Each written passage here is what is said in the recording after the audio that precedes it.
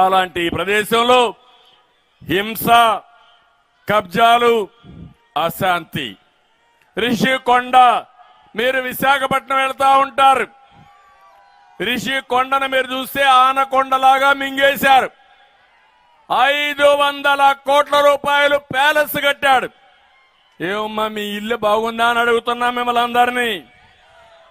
మీ ఇంటికి ₹1,00,000 ఇస్తున్నాడని అడుగుతున్నా. కేంద్రం ఇచ్చే 1,50,000.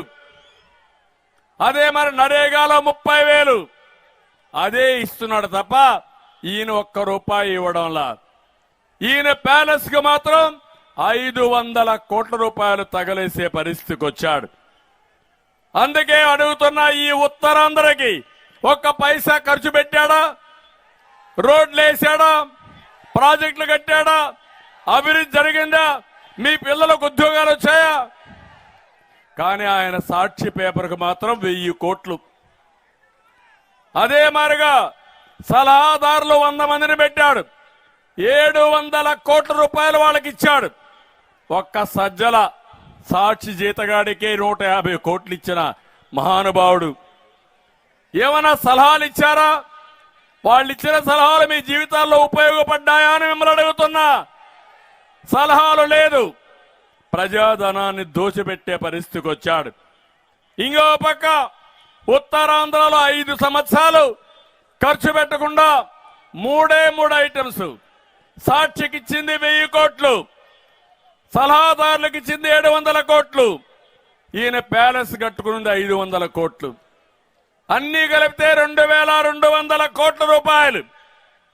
అయితే ఆ 2,200 కోట్ల రూపాయలు కూడా ఉత్తరాంధ్రలో ఇరిగేషన్ ఖర్చు పెట్టలేదు 5 సంవత్సరాలు ఈ ముఖ్యమంత్రి.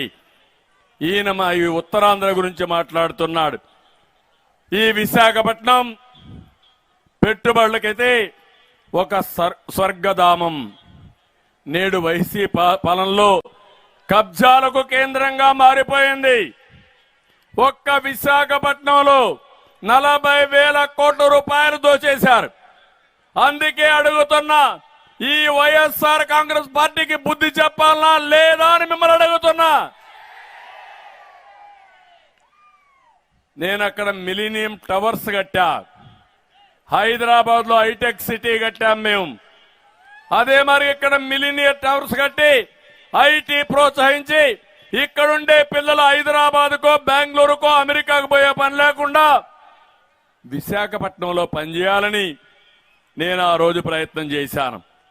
నేను అడుగుతున్నా, ఎన్నో కంపెనీలు తీసుకొచ్చాం. ఫ్రాంక్లిన్ టెంపుల్టన్, లూలు గ్రూప్ని, హెచ్ఎస్బిసిని, అదాని డేటా సెంటర్, ఇలాంటి కంపెనీలు తీసుకొస్తే అవన్నీ తరిమేశాడు.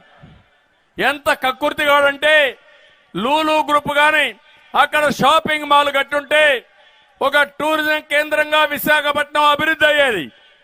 దాన్ని తరిమేసి రియల్ ఎస్టేట్కు అమ్ముకుని డబ్బులు దోచుకున్న వ్యక్తి ఈ జగన్మోహన్ రెడ్డి అని చెప్పి నేను మీకు తెలియజేస్తున్నా.